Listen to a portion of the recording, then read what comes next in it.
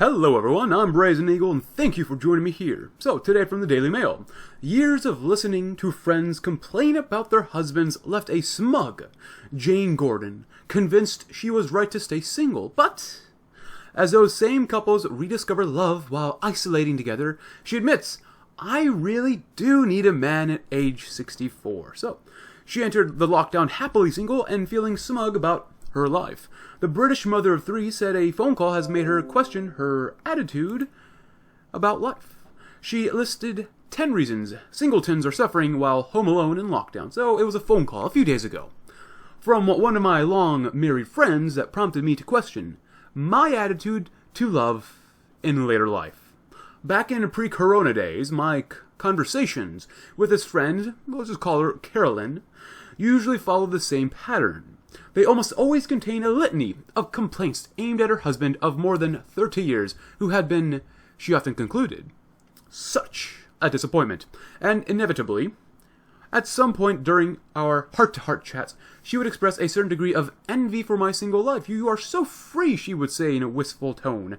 You can do whatever you want, when you want, and go wherever you want with whomever you want.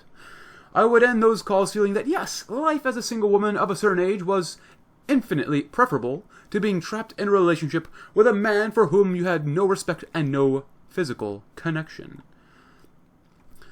Because it wasn't just Carolyn who complained about the stagnant state of her marriage, but hardly any of her married friends, who range in ages from their late 50s to early 70s, talked about their husbands in anything other than disparaging terms. Their partners were domestically useless, irritable, old men with whom they had little in common apart in a few cases from adored grandchildren. Indeed, from the outside looking in, most of my friends had unions that seemed to me anything but united. One or two seemed to have retained a spark, but in the main, the passing of time seemed to have eroded and dulled their ability to physically or emotionally relate to one another. Often, usually during alcohol-fueled women-only nights out, one or other of these women would reveal that they had stopped counting the number of years, yes, years, since they had ceased having intercourse. As for any romance in their marriages, the mere mention of the word would produce a loud guffaw or a dismissive statement about how they couldn't remember when their husbands had last paid them a single compliment. It's possible, of course, that in front of me, they exaggerated their disenchantment out of the kind of ingrained pity that society has for the single, older woman, but even so, it was clear that very few of them were living happily ever after. It was this general dissatisfaction that I observed among my married friends that made me conclude, of course, during the pre-corona times, that as regrettable as my own divorce had been some 17 years ago, I was now, aged 64, in a good place. My 3 children were all flourishing in good relationships, supposedly good relationships, and fulfilling careers. My ex-husband and I were on reasonable terms, and I had an active social life in the country town I had settled in 5 years previously, when my second long-term relationship broke down. I was content with my lot, and while I did sometimes harbor one day my prince will come fantasies, I had accepted that a single attractive man of a certain age was as difficult to find as a unicorn or a 4-leafed clover. There had been a few dinner party invitations where a spare man had been produced for me, but nothing had come of them. I had, too, cautiously ventured onto a mature dating site. Lady, you're 64 now. But the only men that had liked my profile had been either desperately dull, suspiciously young, of course looking for a sugar mummy maybe, or had reached that stage of life where they needed a carer rather than a romantic partner. I had decided I was better off on my own, and that I neither needed nor really wanted a significant other. In fact, I had entered lockdown feeling rather smug about my life. I was happily single, used to living alone, and felt certain I would come through this strange and scary time relatively unscathed. I decided, in a far better place than my married friends, quite a few of whom I predicted might find being isolated with their disappointing husbands untenable. How many of their marriages, I idly wondered, would break down in lockdown? Which, of course, brings me back to that call I had with my friend Carolyn a few days ago. I had answered the phone call absolutely convinced she was going to call me or tell me how appalling life in isolation with her hateful husband Tom was. But just the tone of her voice, the coy and girly voice, immediately alerted me to the fact that something had dramatically changed. "How are you and Tom doing?" I asked. "Really well," Carolyn replied jauntily, before telling me in glowing terms how the national state of emergency had transformed Tom's behavior. "You know what?" she said. "Just yesterday, on our daily exercise together, we walked down to the Bluebell Woods, and he held my hand, Jane. It was so lovely." Since Carolyn had previously confided in me that Tom hadn't touched her in at least 10 years, this news astounded me, as did her revelation that each evening in lockdown they would sit down for a candlelit dinner. It wasn't until I had put down the phone that I realized it wasn't just her marriage that had been turned around by the pandemic.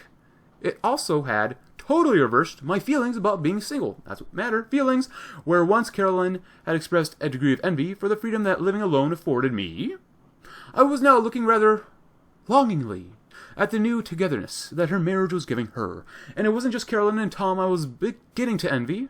It was all my long married friends, who now seemed to be enjoying rejuvenated relationships. Their previously hopeless, undomesticated garbage husbands all appeared to have undergone similar transformations, and were being helpful, attentive, and even, maybe even, I don't know, a little romantic. I guess there's a picture of her again. I've been trying to work out why exactly the lockdown had such a positive effect on my friends' marriages.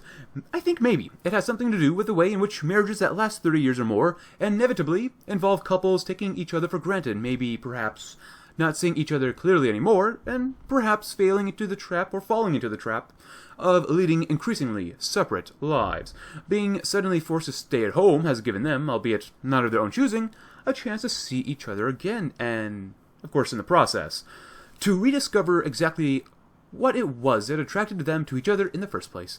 And my goodness, don't I now envy them. As the weeks go on and there are rumors of isolation for some oldies stretching on until Christmas and beyond, I am totally rethinking what is important in life at the young age of 64. Last week saw the publication of my book, How Not to Get Old, which has preoccupied me for the past 18 months. In it, I take on a series of challenges designed to boost my cognitive skills and my physical strength as I grow older. In a bid to remain healthy and independent for as long as possible, I learnt how to box, ballroom dance, speak French, and meditate. I embarked on an advanced driving course to help me keep the keys to my car on into my 70s and maybe even to my 80s. I took up life drawing and learned how to play Ode to Joy on a recorder. Well, congratulations. As rewarding as these tasks have been, I've lost 12 kilograms, gained a perfect BMI, and a now working memory of 96%. I realize there's still a challenge I need to concentrate on as I prepare myself for growing old in some form of grace. The challenge of finding someone to grow old gracefully with. My experience of being single in isolation has convinced me that a life led as two is infinitely preferable to a life led alone. With the encouragement and help of my female friends, whose new marital contentment has reinforced their desire to find me a man, I've decided that I will do all I can to find love and companionship in later life. I've already signed up to a few new, mature dating sites, and I've made tentative contact with one of Carolyn's husband's single male friends, and actually he seems really nice. Ooh, I would not recommend a nice guy. But anyways, so there we have it. Medium-length article, but a woman finally realizing that she needs a man in her life at the ripe young age of 64. It only took her that long to realize that.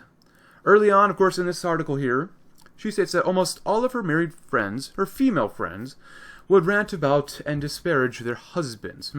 They would complain about how their husbands wouldn't do housework. Yet, it does not mention how much money these women actually brought home compared to their husbands. Well, what do the husbands do? Are they just undomesticated? Do they just sit there all day? I don't think so. But we don't know. It's interesting to note that these women also counted the number of years since they've had sex in their relationships. There's got to be reasons for that, right? I mean, humans, in general, want to have intercourse, but maybe first, perhaps as a reason. Maybe the men, early on in the relationship to maybe, 5-10 years, asked their wives to have sex, of course, but maybe they just kept getting rejected. Perhaps the woman said that they were tired and didn't want to, or they just don't feel like it tonight. And perhaps men just gave up asking. if men and people in general get told no repeatedly, then they'll stop asking and pursuing. Another possible reason for this is perhaps because men might not be attracted to their aging wives. As women get much older, their sexual appeal dries up very quickly. A third possible reason, of course, is that women expect men to initiate intercourse. If these women are lamenting that they don't have sex with their husbands, the women could do something about it. They could ask or initiate sex themselves. I mean, hello. Then again, I don't know all of these women's situations or contexts, but there are absolutely solutions to these problems. At least most of the time. But regarding romance, Gordon's friends here state that they never receive compliments from their husbands or any, of course, romantic gestures. Well, it kind of depends on what's going on. Do these women expect men to give them compliments every day? Maybe once a day? How many times? When these women bring up romance to their husbands, is it after a hard day's work for the man? Do the women ask for these or just expect these when the men come home? Have they asked their husbands about complimenting their wives? Maybe, maybe not. Have the women complimented their husbands so that the husbands might compliment their wives back?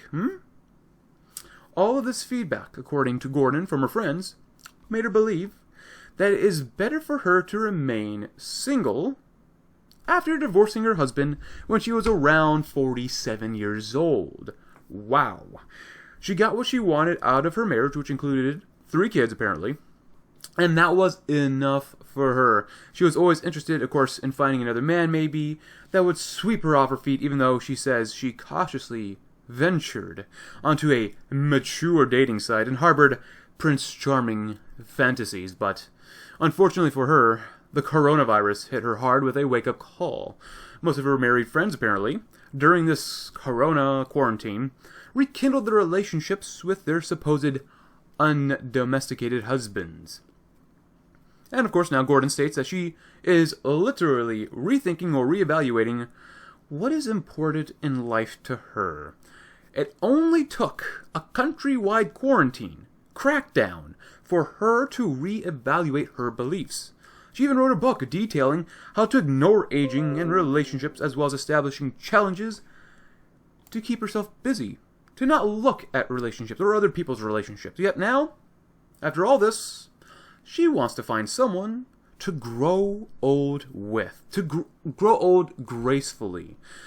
Well, I mean, let's be real here. She was married before, and while I don't know the context of that marriage, odds are she is most likely the one who filed for divorce. So, a few things to learn from Jane Gordon here. First of all, this woman, and women in general, don't think about relationships for the very long term. This woman had a marriage, she had kids, and threw it away. She even says she and her husband were on reasonable terms after the divorce. Yet now she wants a supposed lifelong partner again?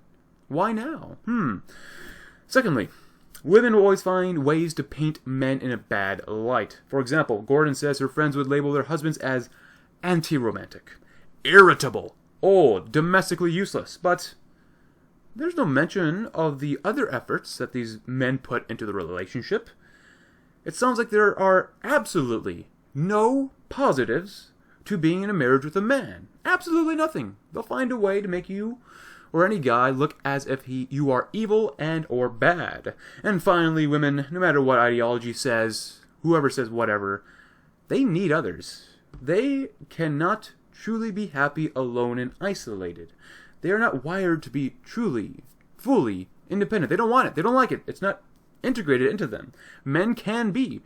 Most men can't either. But men can be fully independent. But women cannot. It's unfortunate. Anyways, thank you very much for watching. I'm Brazen Eagle, and I hope you have a great rest of your day.